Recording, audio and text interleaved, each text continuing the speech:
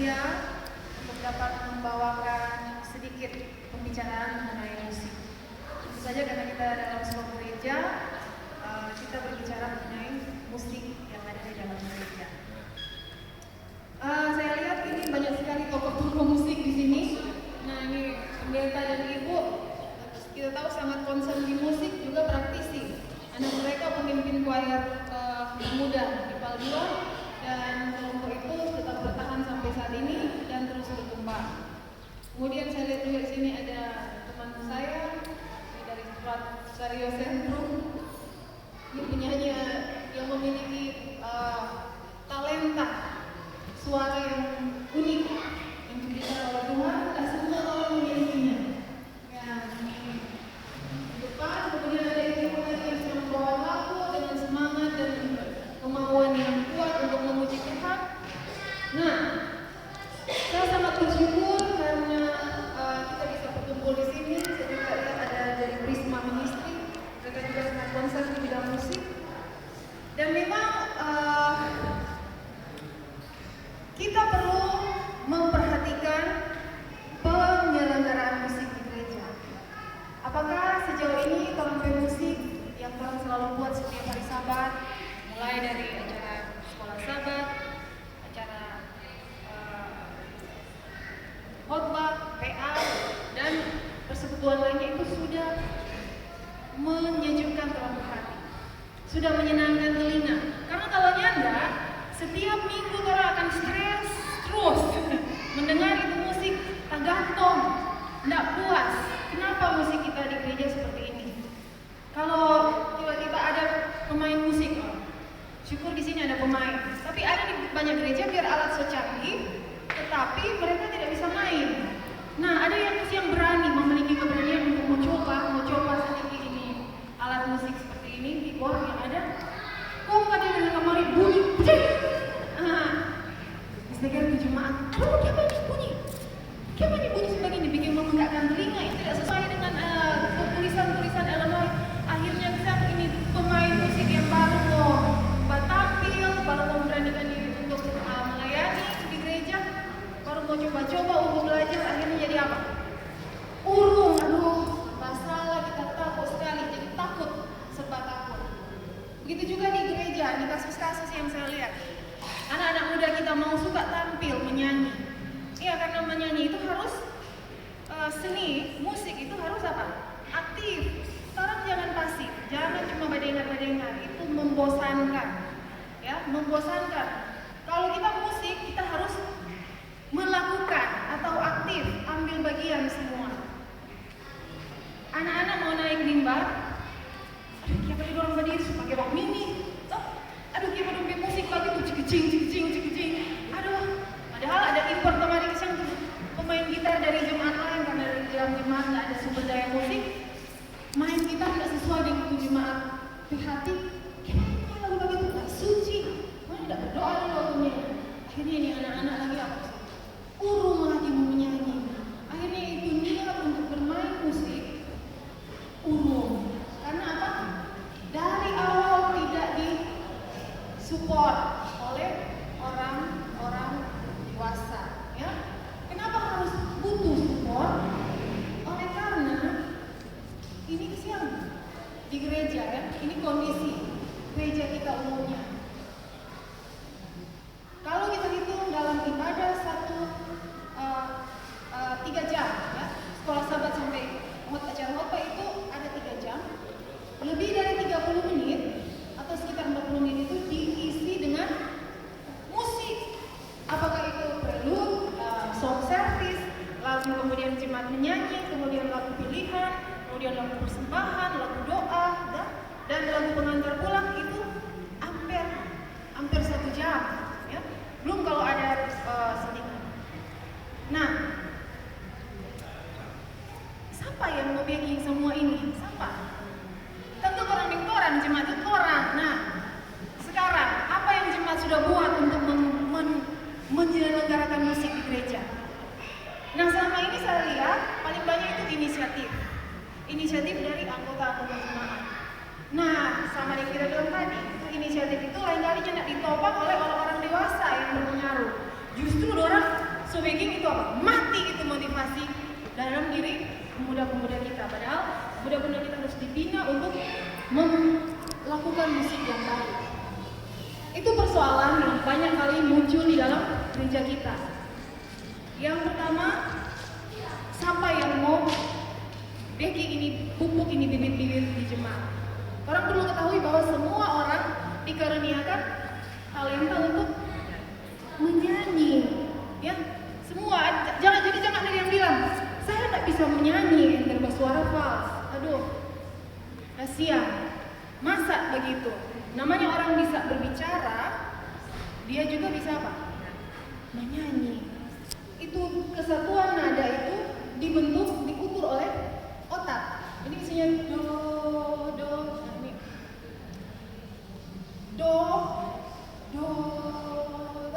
itu ada jumlah getaran, ya.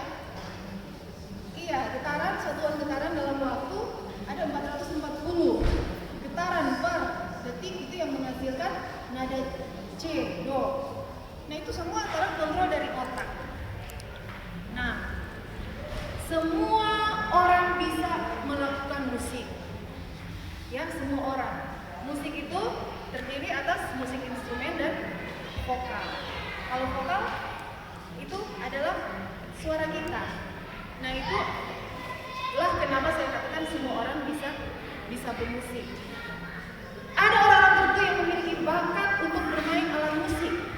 Nah, seberapa penting ini alat musik dan orang yang menyanyi atau yang menyanyi vokal di dalam penyelenggaraan ibadah, seberapa penting? Penting sekali, ya. Kalau kita melihat jemaat tetangga, mereka sangat konser. Hari-hari tertentu anak-anak mereka latihan musik. Di Kosekia, latihan. Terserah dong mau bikin bagaimana itu musik.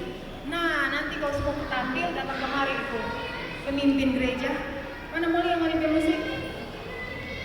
Oh iya. Tadi dengar dulu sedikit. Ngoni boleh kasih kurang di sini. Boleh atur lebih kasih kurang lagi. Boleh vokalnya kasih lebih merdu, kasih lebih combine, lebih blend lagi. Nah, itu mereka arahkan mulai dari awal dimotivasi, kemudian serta semua tampil diarahkan. Orang harus koreksi diri. Tidak ada pernah pembinaan musik. Makanya orang bermusik itu apa? Statis, belum berkembang. Jemaat-jemaat tetangga kita, kalau saya dengar suara mereka itu, kalau menyanyi paduan suara, aduh, bermain, bagus sekali. Secara estetika, secara keindahan bagus sekali. Kemudian musik, dari segi musik, orang sudah tinggal. Ini lain kali cuma pakai beat yang ada di sini, di program dalam alat musik. Akhirnya orang apa? Ketinggalan. Ada juga cuma juga bermain-bermain yang sesuai dengan nada di lagu sion. Padahal nada lagu sion itu notasinya adalah untuk suara. Jadi misalnya kita menyanyi lagu sion nomor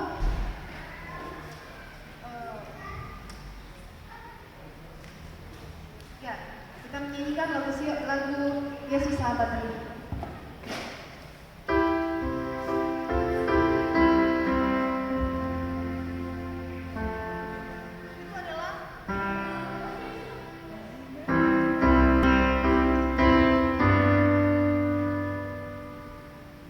Itu adalah wilayah suara manusia saja, ya. Itu adalah melodi dari suara 1, orang bilang suara 2, suara 3, suara 4, ya.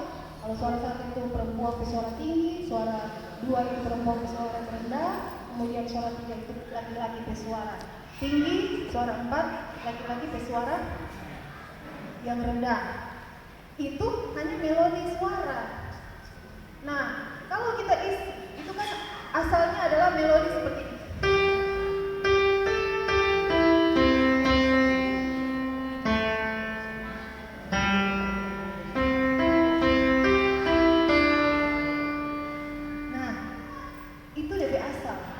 Itu namanya melodi. Nah, kita mungkin sudah banyak kali mendengar kata melodi, Marni tahu yang mana tuh melodi. Begitu tadi melodi. Itu tadi melodi. Kok di dalam buku lagu sion itu jadi juara suara 1. Jadi suara 1. Biasanya suara 2 kalau orang Manado suka Bang Vinto.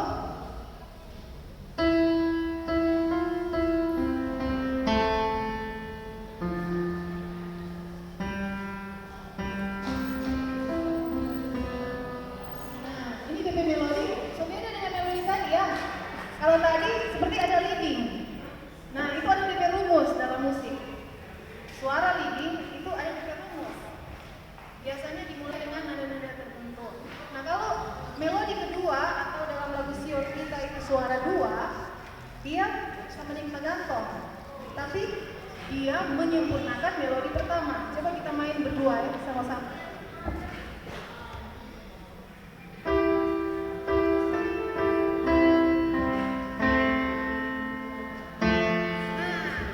Sudah ada dua suara, sudah lagi enak. Enak ada dengar tak? Oke. Sekarang kita main tiga suara. Tadi ada suara satu, perempuan tinggi, suara dua perempuan rendah. Sekarang suara tiga sebagai laki tinggi.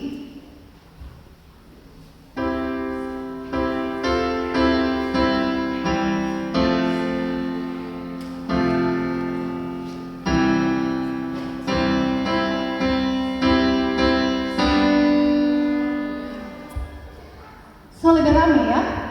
Sudah ada tiga nada yang dimainkan bersama, kemudian beriringan terus. Itu adalah harmoni. Harmoni kalau dalam istilah musik. Kita langsung saja belajar ke istilah-istilah musik yang orang selalu backing, tapi orang belum tahu DP istilah apa ya. Sekarang suara yang keempat, ini ada empat suara dalam buku lagu Sion. Ini baru DP suara.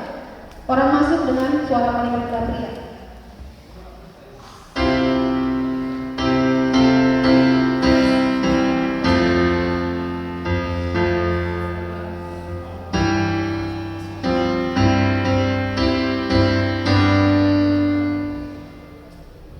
Raja Daud dulu, bukan cuma sekarang ini, satu oktav tinggi, satu oktav rendah ada di dalam komposisi musik. Tapi sejak zaman Raja Daud dia sudah tahu itu bahwa keindahan musik bukan cuma satu melodi, bukan cuma itu, dia harus ada nada tinggi, nada rendah.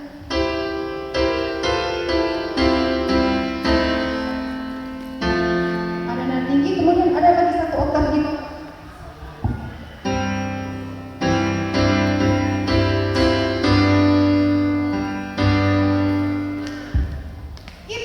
Sudah harmoni, tapi baru komposisi suara ya. Ada komposisinya, itu untuk komposisi suara. Sekarang kita katakan dengan komposisi musik di antara suara, atau kita bisa sebut dengan accompaniment atau iringan ya. Anda boleh menyanyi satu suara saja, melodi sama-sama, pria, wanita, tinggi, suara rendah, suara nyanyi, dan saya iringi dengan accompaniment pakai piano ya. Coba kita mulai 2, 3.